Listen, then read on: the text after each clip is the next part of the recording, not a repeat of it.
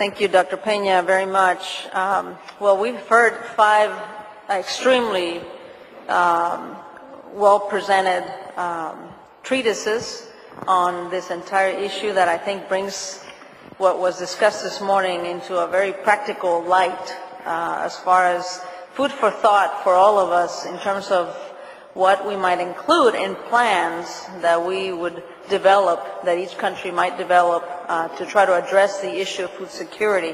We heard about needing a comprehensive systems approach in which all stakeholders are involved, not only agriculture but health and education, and not only at the national level but at the local level.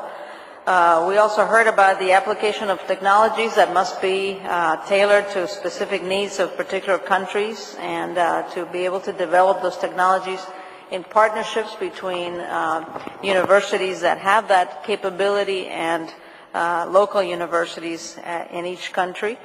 We also heard about the need for an aggressive and full commitment by the government of a country to the extent of perhaps establishing new laws and new ministries. We also heard about that the policy development process needs to be able to grapple with the full complexity of the issue, and that it is one that it builds consensus and is accountable, and frankly that ensures that at the end of the day there's a well-functioning trade system.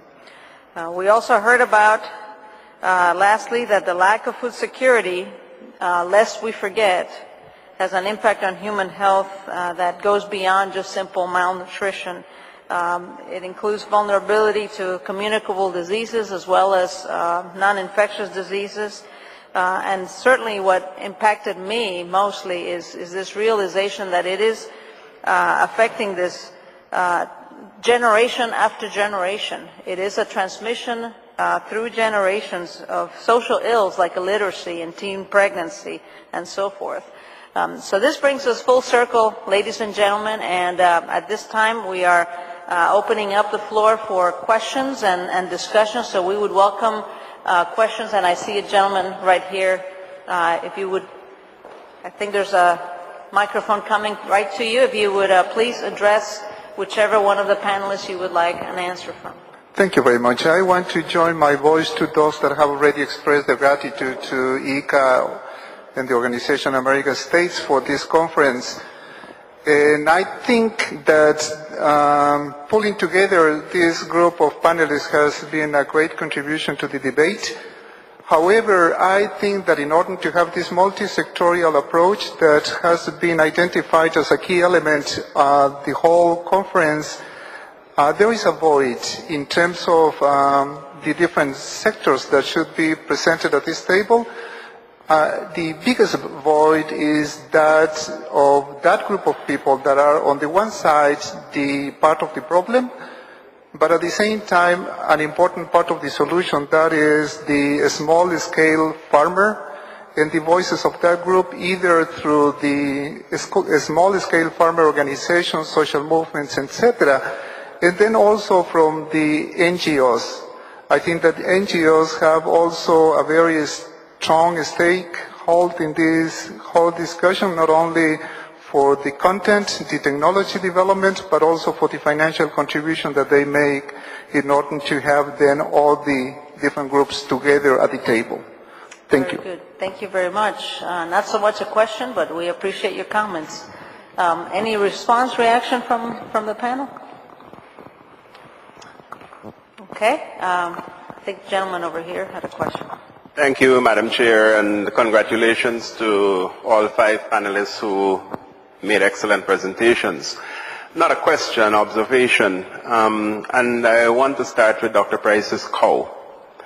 Yes, we don't have a cow that produces milk to prevent malaria, nor do we have a cow that prevents diabetes and hypertension. But I dare say that in Dr. McCallum's definition of food security, he did mention, and I think it's all accepted, that we must look towards an active and healthy life. And very often in discussions like these, excellent as they are and comprehensive, we forget the second part of our definition of food security. And I say this because we cannot be developing national programs with the end point being just cheap food. The purpose is really better quality of life. So we need to look at what types of food, whether we go to the international market or whether we produce domestically, what types of food we are making available to our population, so we do that. I mention this because in the Latin America and the Caribbean, we have 10 million persons malnourished, but we have 53 million persons obese with chronic diseases.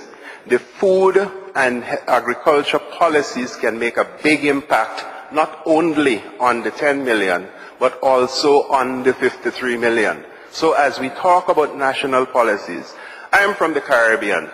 3 decades ago, we had malnutrition rates of 20%. Most of the countries now, it's less than 3%. We have been very successful, but we have been failures. We have been failures because we now have obesity. Women are over 66%, and we have 60% of the health budgets are going to treating diabetes, hypertension. Similar to what we have in the United States. You see what is happening with the healthcare debate. The same problems we're having in Latin America and the Caribbean. So what I'm saying is that as we develop our national programs and as we look from the soil to the table, let us not only look at one side of the problem, because what we have done in the Caribbean, we have dug a hole to fill a hole, and we're trying to fill that other hole now. So I'm saying we need to be even more comprehensive as we look at the whole approach. Manuel Peña just presented an alliance looking at multi-sector agencies for chronic undernutrition. That very same alliance, that very same approach can be more comprehensively done for undernutrition and overnutrition. My last point is, in Latin America and the Caribbean, we have 2 major challenges: poverty and inequity. Our Gini's in this region is higher than any other region in the world. Many of us in this room may not know, but poverty is very much connected to obesity as well as inequity.